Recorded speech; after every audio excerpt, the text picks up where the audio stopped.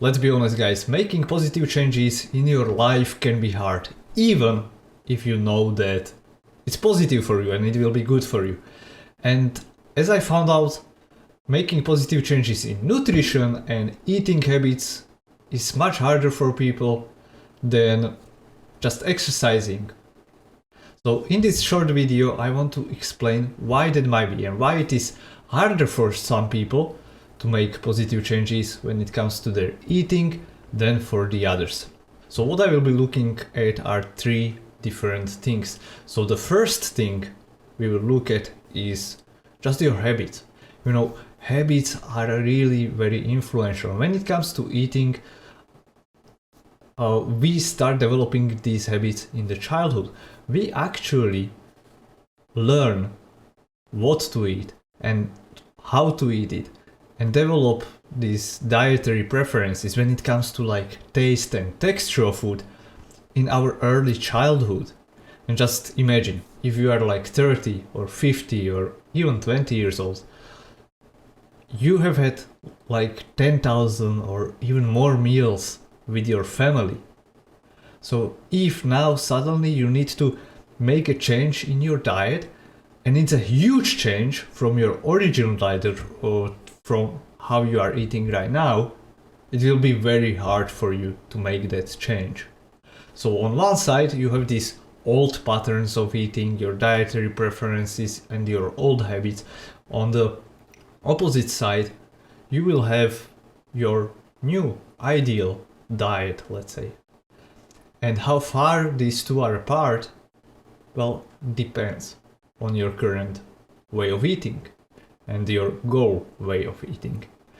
So anytime we make choices, we are pulled towards our old habits, right? So old habits are pulling us this way, and we don't need to think about it, we don't need to expend like any extra energy doing it. It is automatic, it is already a habit. Now the problematic part is if we want to change something, if we want to improve something, especially from the beginning, we need to expend more energy doing it. We need to think about it, and thinking requires energy. So that is why it is hard. On one side, it's pulling, the old habits are pulling us to our default behaviors, default way of eating. And on the other hand, we need to expend extra energy to get to our new way of eating. So that is why it is hard. The point number 2 is a hypothesis that I developed, and I noticed it as I'm creating recipes, healthier recipes, vegan recipes, and when I offer it to people, they are reluctant to eat it, even if it looks and even smells nice. So they're like, no, hold it, I'm not hungry, I really don't want it. And why is that? Maybe it happened to you, or maybe you were the one who were developing this kind of, or created this meal, and some other person was like, no, I would rather hold off. So when I baked a cake for my mother for her birthday, she had guests, and I made a vegan cake, and it was also a healthier version. So they saw it. They were like, oh, okay, I can identify chocolate there, but what's that? That's fruit. I don't know what that fruit is. And what else is there, you know? So they started thinking that way. And they were really very cautious about trying it.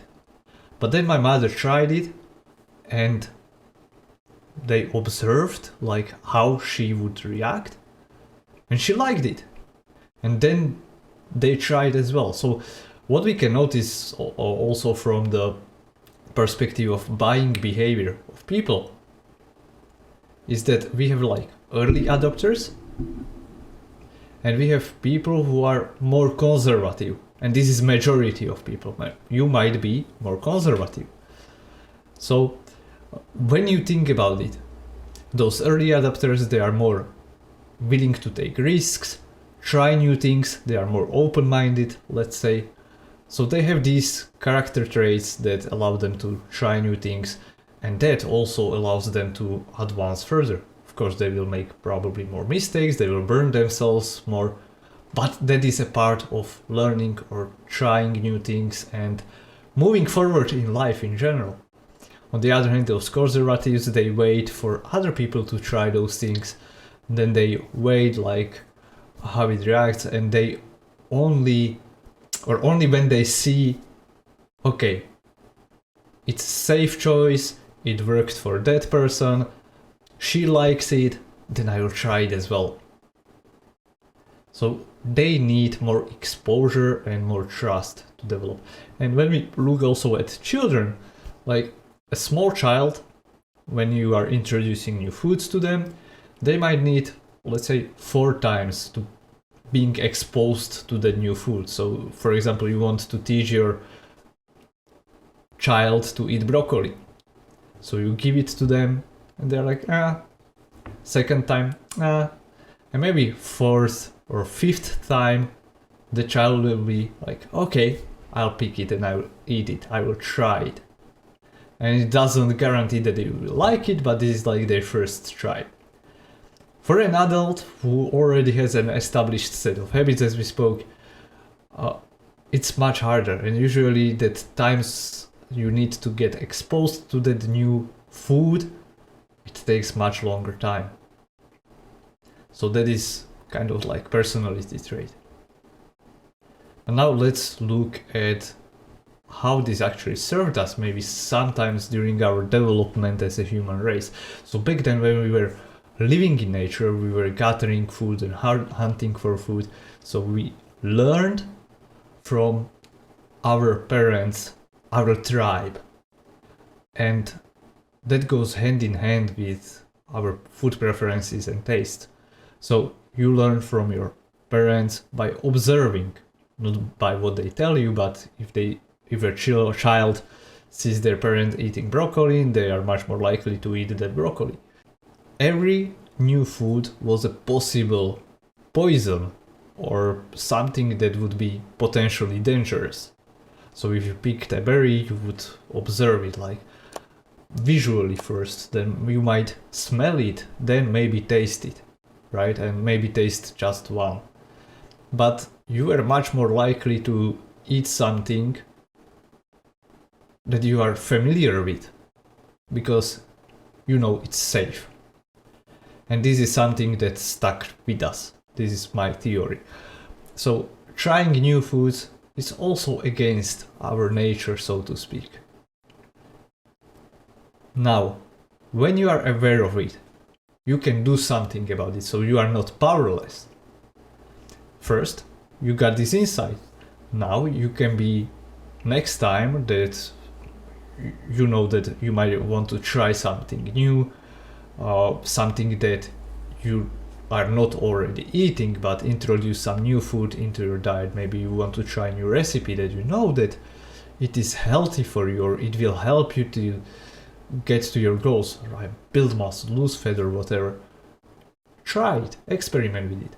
And I often see this resistance or pushback when I offer my clients to, or suggest to my clients to eat oatmeal with vegetables.